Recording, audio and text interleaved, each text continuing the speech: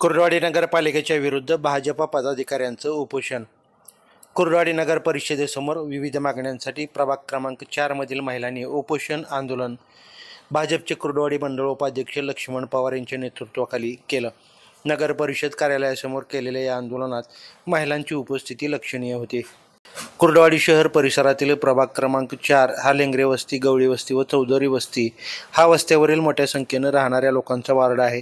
आंदोलकांनी विविध मागण्या केल्या. यात गेली 4 वर्षे झालं प्रभाग क्रमांक 4 मधील सर्व लाईट पोलवरील बल्ब नाहीत, तेथे बल्ब बसवणे व चालू करणे, रेल्वे बोगद्यातून भीमानगरकडे जाणारा रस्ता रुंद करून बारीक मुरुम टाकून सदर रस्त्यावरील खड्डे बुजवून रस्ता लेवल करावा. पावसाळ्यात तर या रस्त्यावर अनेक लोक, महिला, मुलं घसरून पडलेली आहेत.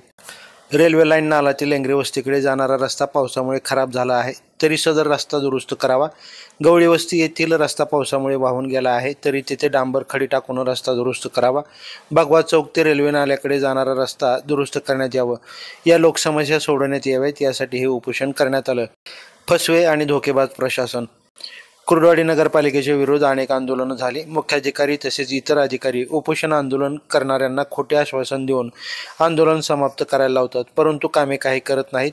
यामुळे काम सुरू झाल्याशिवाय उपोषण सोडणार नाही, असं यावेळी बोलताना भाजप पदाधिकारी लक्ष्मण पवार यांनी सांगितलं.